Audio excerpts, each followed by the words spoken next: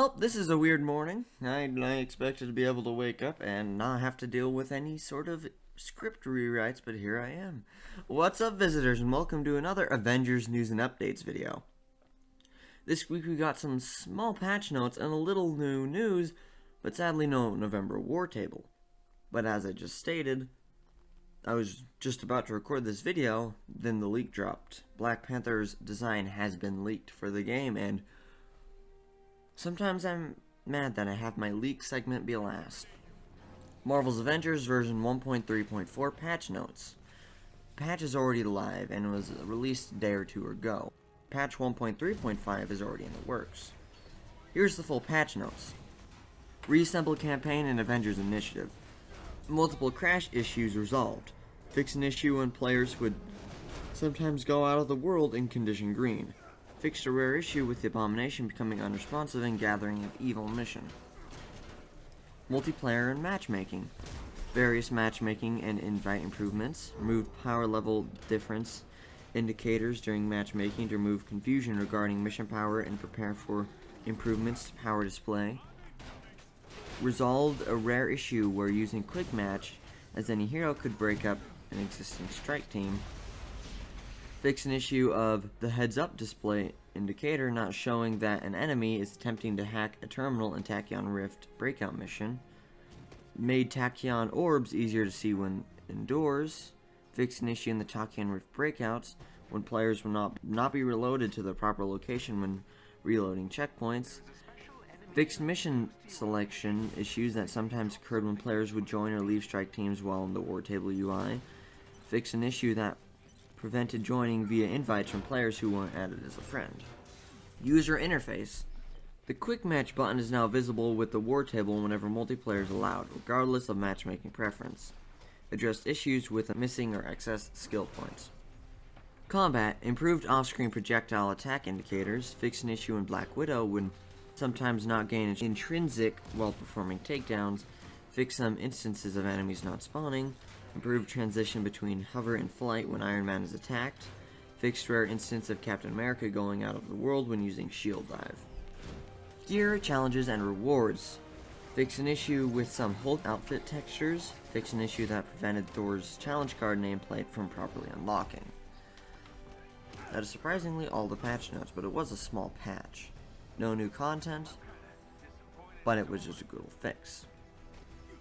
Let's go into some other news. Recently, a player has found that Avengers is listed to be 60 plus frames per second on the Xbox Store, likely for the Series X version of the game. Now, I am no expert on computer science, but I won't be surprised if the Series X is more than capable enough for the game to run at a locked 4K 60 with ray tracing. And of course, there will be a frame rate mode where we could expect higher frame rates at 1080p or just a lower resolution overall. And I won't be surprised if the PlayStation 5 version of the game has the ability to have similar performance.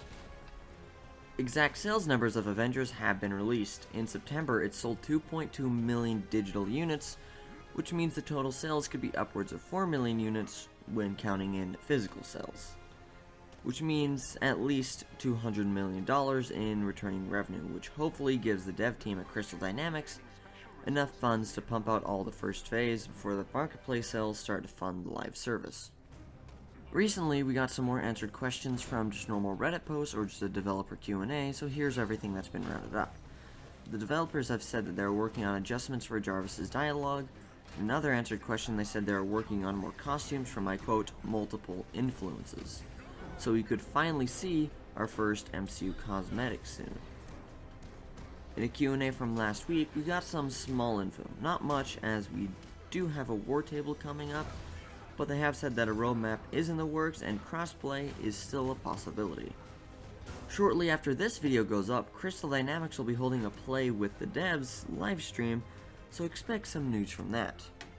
Before getting into this week's leaks, I would like to note that a fellow Avengers YouTuber, LaJune, has recently posted a document showing many ideas on how the developer team at Crystal Dynamics can improve the quality of endgame content and other quality of life improvements.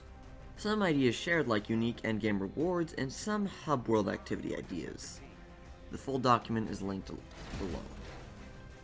A very recent and small leak is what could possibly be a Wakandan outpost called Fort Han.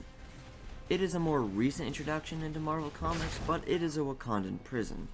An audio file mentioning the outpost in text-to-speech format has been found. If you don't know, before proper voice recording audio files are added in, the developers use text-to-speech audio to fill in the gaps.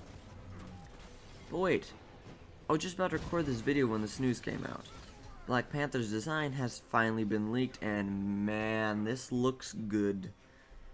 The armor and just the way it is, it looks so unique. I personally like this just because of the way it looks. The Black Panther emblem there in the chest. It looks really, really good in my opinion. Meanwhile, we got a look at Hawkeye's 3D render, and it looks pretty solid too. And another small leak is a little look at the ping system, which has been found to be showing different symbols for the different pinged artifacts and objectives. Well, that is it for this week. Stay reassembled and have a good day.